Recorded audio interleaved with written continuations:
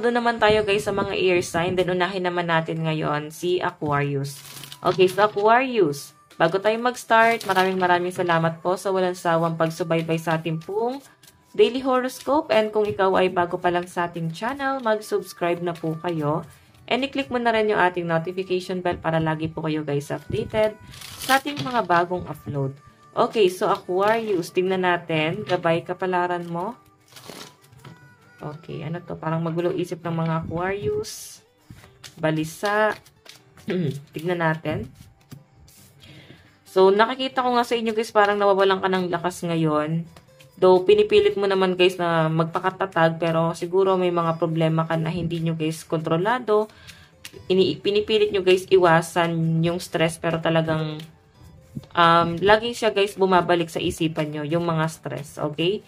And parang nakikita ko sa inyo guys dito para bang merong problema na sa past, tapos bang para siya guys nauungkat ngayon sa kasalukuyan, parang nagiging issue siya ngayon sa kasalukuyan. So para bang nai-stress yung iba sa inyo, parang gusto niya na guys na ma-overcome na yung problema na to or matapos na to. Okay? So may paninindigan naman kayo guys, nakakita ko naman na nilalakasan nyo yung loob nyo. Kung ano man itong mga problema kinakaharap nyo. Aquarius, meron tayong the High Priestess. Merong isang tao, parang napakalupit sa inyo guys. Masakit ba sila guys magsalita? Masyado kayo guys pinakikialaman. Narcissistic tong taong to. Though concern lang naman sa inyo. Yun yung pinapakita sa akin. Baka concern lang sa inyo. Pero sobra naman kasi guys yung pagiging concern. Nandun na kayo sa point na para bang hindi na dapat pinanghihimasukan pa, pero parang pinapasok niya na guys yung parang what I mean sila, pinapasok na nila guys yung mga decision mo sa buhay, yung mga dapat mong gawin. So, yung iba sa inyo guys, nai-stress ka dito sa ganitong klase ng connection. Okay? Kaya parang guys, masyado sila guys nakikialam, nai-stress kayo. Tignan natin guys pagdating sa love life mo ni Aquarius. Okay, so guys, meron tayong Two of Swords. So, nakikita ko guys, mukhang nag-worry ka sa person mo. Baka kasi umuulan, tapos nasa trabaho pa siya, tapos baka wala siyang dalang payong, or baka late siya umuwi, ganon. Kasi ayan nag-aalala ka sa kanya dito. So, kung ano yung mangyayari, baka dahil guys sa problemang nangyayari sa inyo, iniisip mo guys yung seguridad ng person mo. Okay, so tingnan natin guys. Si person mo naman guys, nakikita ko na para bang pinaninindigan ka talaga niya eh. Sa malinaw na pinapakita po rito. Tignan pa natin pagdating naman guys sa inyong pera at trabaho, Aquarius. Meron po tayong the Hierophant. Okay, so pagdating guys sa pera at trabaho, meron po ako nakita rito maaring konfrontasyon, pag-uusap, may nagmamakaawa pa rito. Baka may nagmamakaawa sa inyo guys dahil sa pera. Ayan. Okay, so parang naghahabol guys sa pera. Yung pinapakita sa akin. Tapos para bang ikaw nai-stress ka na rin. Kasi mas marami kang problema dito sa tingin mo eh. Mas marami ka pang problema sa kanya. Mas marami kang pinagdadaanan sa kanya. So parang hindi nyo guys maintindihan bakit nagkakaganito tong taong to sa inyo. So, tignan po natin. Okay, tignan natin ha. Ano ba to? Pautangan ba tong trabaho nyo? Or baka may nakaalitan kayo guys sa pera dati, pero may nasense ako dito guys, maring may nagkakaayos na. Okay? Or baka guys, nakikipag-ayos lang kasi gusto ka ulit gawa ng masama. So, pakiramdaman nyo guys, may nakikita kasi ako dito na lalapit sila sa inyo, para bang parang pakikiusapan kayo guys, sa malinaw na pinapakita sa akin dito. Okay? Ayan sinira na nung taong to yung tiwala mo. Kaya parang duda ka na kailangan ko ba siyang tulungan? Baka kasi guys, sirain ka na naman niya. Ganun yung malinaw na pinapakita sa akin. So, tignan po natin. Tignan natin pagdating sa inyong pamilya. Okay, so meron tayo guys, Ten of Swords. Nakikita ko sa inyo, Aquarius, pagod na kayo. Pagod na kayo sa responsibility, problema sa pamilya. Ano ba to? Lagi mainit ang ulo ng mga kasama nyo sa bahay. Parang naapektuhan kayo guys. Ayaw nyo kasi guys ng stress eh. So parang sila guys napaka-negative talaga ng bibigay nilang energy sa inyo. So parang na-absorb mo rin guys kahit hindi mo guys ine-entertain. Okay? So tignan po natin advice Okay, so guys, meron po tayong don't be afraid to use your voice. Your opinion matters. So, yung iba sa inyo guys kasi kung parang hinahayaan nyo, Aquarius na parang api-apihin na lang kayo or tinatanggap nyo na lang guys yung mga masasakit na sinasabi nila, hindi nyo siguro guys pinagtatanggol yung sarili nyo. So, sinasabi nga po rito guys, ayan, baka kailangan guys magsalita ka na para matauhan din, di ba? Lucky number mo guys, 12 and 21. Ito lang po ang inyong reading. Maraming salamat po. Hi Gemini, kumusta po kayo guys? Okay, so Gemini, tignan po natin gabay kapalaran mo. Gemini, Sun, Moon, Rising, and Venus sign. Gemini, Sun, Moon, Rising, and Venus sign. Gabay kapalaran to ni Gemini. So guys, meron tayong 10 of Swords. Nakikita ko yung pagod at stress mo ngayon. So I think, parang na-stress ka ba? Baka may event or celebration na nangyari. Okay. May nasisense din ako dito guys, napapagod na rin yung iba sa inyo guys sa mga taong pa-victim. Stress ka rin guys makinig sa problema ng ibang tao. Yun yung parang ayaw nyo guys. Yung parang nakikinig kayo guys masyado sa problema ng ibang tao. Ganyan. Kasi ikaw may sarili ka rin guys problema. So parang problema mo yan, solusyonan mo. Parang ganon. Pero kung etong taong to guys may responsibilidad ka rin sa taong to. Parang diba, handa nyo guys ipaglaban. Kung etong taong to guys, responsibility nyo pa rin sila. Okay, meron tayo guys, ayan, 10 of coins. So, meron ako nakita guys na big amount of money or maaring, ayun, inheritance na paparating sa inyo. Okay, so, baka may, dito guys. Ano ba to? Parang per quota. Baka may makakota kayo guys sa trabaho nyo. Okay. And sa pinapakita rin sa akin dito guys, 8 of coins.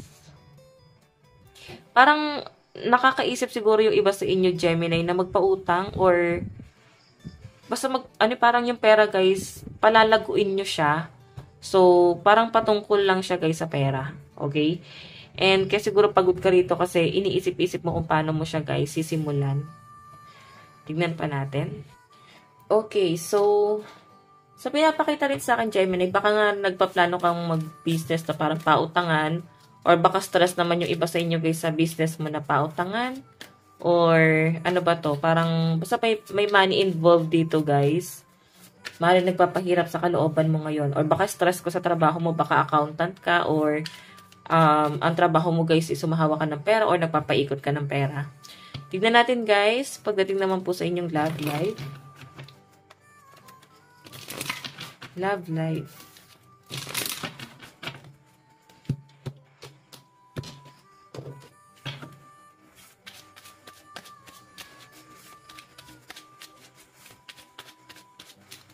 So guys, meron tayong King of Swords. Pagdating sa love life po ng mga Gemini, sabihin na natin yes, nagtitiwala ka sa person mo. Baka siya guys yung pinagpapaikot nyo guys ng pera. Kasi matalino naman yung person mo. Pero ikaw kasi guys, siguro ginagawa mo siya, kung ba't siya yung parang pinagbabudget nyo, the Magician. Kasi marami ka ng stress. Ayaw nyo na guys ma-stress sa ibang bagay. Okay? So, the Magician guys, sa malinaw na pinapakita rin sa akin dito. Parang meron ka rin guys minamanifest dito. So, marami kang nare-realize. Actually guys, focus mo kasi, lalo na sa relationship mo, is business talaga. Baka nagpaplano kayo guys ng person mo na mag-business. Or baka meron kayo guys ibang plano. Pagdating sa future nyong dalawa. Okay? So, tignan po natin, pagdating naman guys sa inyong pera at trabaho. Ayan ang dami nyo guys plano. So ano ba to? Parang planner, ganon. May mga bagong project din guys sa mga Gemini. Actually guys, hindi ka nauubusan ng idea no, sa pinapakita sa akin. Ang daming opportunity rin guys na nagbubukas sa inyo. Okay? So, siguro guys, ayan, baka nga, yes, maraming opportunity, pero napapatanong ka pa rin kung dapat ba na mag-change ka na ng trabaho or yakapin mo na yung isa sa mga opportunity na dumarating sa inyo. Kasi tignan mo, napapatanong ka pa rin. So, siguro guys, doubt ka pa rin na umalis dito sa trabaho mo. Kasi may mga tao ka na may iwan or pwede makatrabaho guys na na-attach na po sa inyo.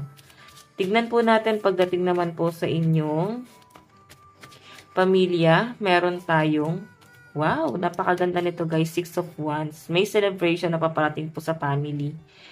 Ayan. Victory, success, celebration, triumph. Okay, so alam nyo guys, baka may promotion dito.